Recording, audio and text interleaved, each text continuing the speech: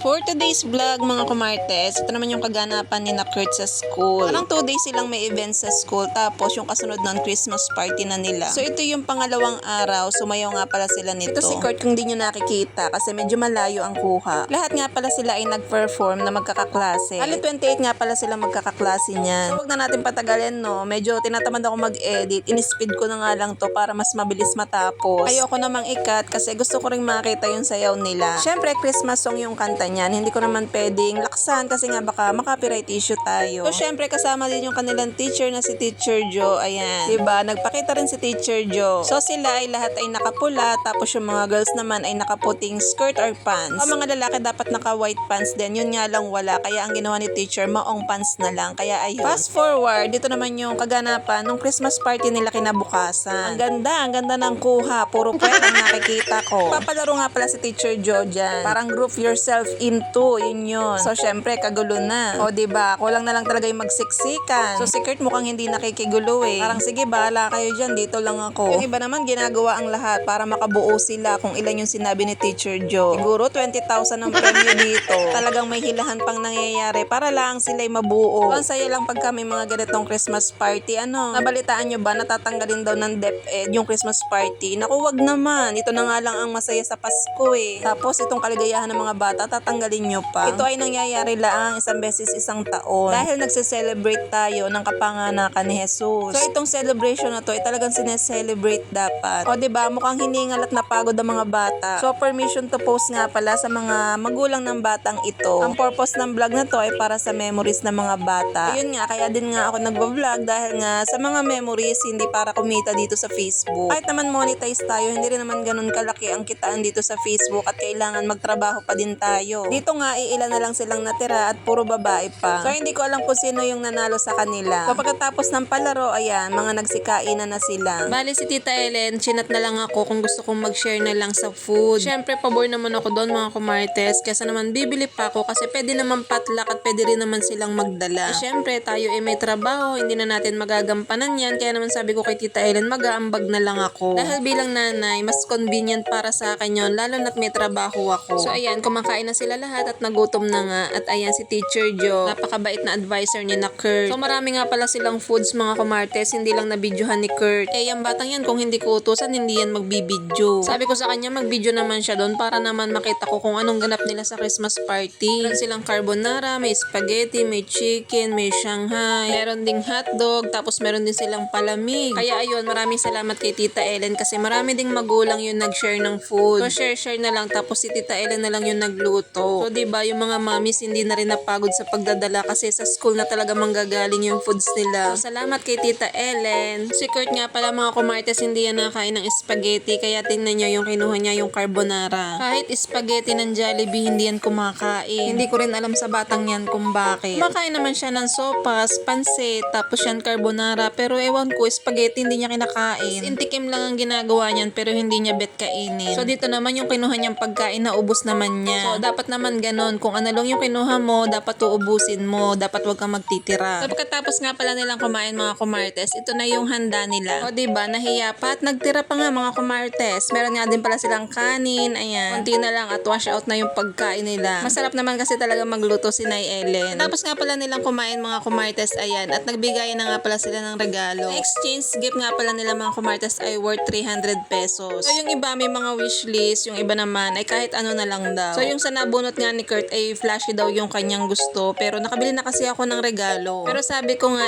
maganda naman yung nabili kong regalo. Kaya sana magustuhan nung nabunot ni Kurt. Hali si Kurt mga kumartes ay wala nga pala siyang natanggap na gift kasi nga yung lola daw nung nakabunot sa kanya ay nasa ospital daw. Kaya hindi nga rin naka-attend ng Christmas party nila. Okay lang naman yun at reasonable naman. So, pagkatapos nga nito, half day lang naman sila mga kumartes at ewan ko kung saan pagagala si Kurt. Pero nagpaalam na kasi sa akin niya na pupunta daw sila ng ate Pia niya sa Sampaloc Lake. So sabi ko basta may kasama siya papunta doon ay papayagan ko. Kaso ang kanyang pera ay 200 pesos lang. So ayan, sayang hindi natin nakita yung mga regalo nila kung anong laman. Ang sarap kaya magbukas ng parcel. Ay hindi pala, regalo pala. Sanay kasi ako na parcel yung binubuksan ko, charis. Katapos nitong Christmas party, bakasyon na mga estudyante at ang balik nga nila ay January 7 na. So pagkatapos nga niyan, itong batang ito, ayan, sumama nga kay ate Pia niya. Sina ate Pia naman, wala silang Christmas party. Kaya sina ate Pia at saka yung mga kaklase niya, nag-decide na lang sila na magsasangyup na lang. Ang pera, 200. Ang sangyup, 300. So, anong nangyari? Tinatawanan ng Ate Pia niya. Pero pinahiram din naman ni Ate Pia ng pera. So, ang ending, ako yung nagkautang. Kaya, nakapag e-bike pa nga, wala nang ang pera. O, edi syempre, utang na naman. Ang hilig kasing gagala, wala namang pera. Basta pag gusto ay gusto. Galit pa pag hindi pinayagan. Yung mga kaklase naman ni Ate Pia is maalam naman sila magmaneho ng e-bike. Kaya ayan. So, si Kurt gusto din magmaneho. Kaya lang ay baka pulutin sa gitna ng lake. Alam mo na may maalam. O, sabi ng Ate Pia niya, wag daw. Kaya yun, hindi talaga pinayagan. Half day lang kasi yung Christmas party ni na Kurt. Ito naman ay hapon na nung sila ay nagpunta ng Sampaloc Lake. Ay naubos pa nga ang sangyup. Kaya akala mo hindi galing Christmas party. So doon naman sa kinainan nila is unlimited naman. Nung nakauwi na nga siya niyan ay medyo madilim na din. So kahit hindi naman mga kaklase ni Kurt yung kasama niya, nag-enjoy naman siyang kasama yung mga kaklase ni Ate Pia. Sabi ko nga, bakit walang Christmas party si na Ate Pia? So ayaw ata ng mga kaklase niya pero may pang sangyup. Charis. So sumatotal, ang utang ni Kurt ay umabot ng 185. Kaya sabi ko mag-ipon sa baon niya para pag gustong gumala may panggala. Yun lang mga kumartes. Thank you for watching. Bye!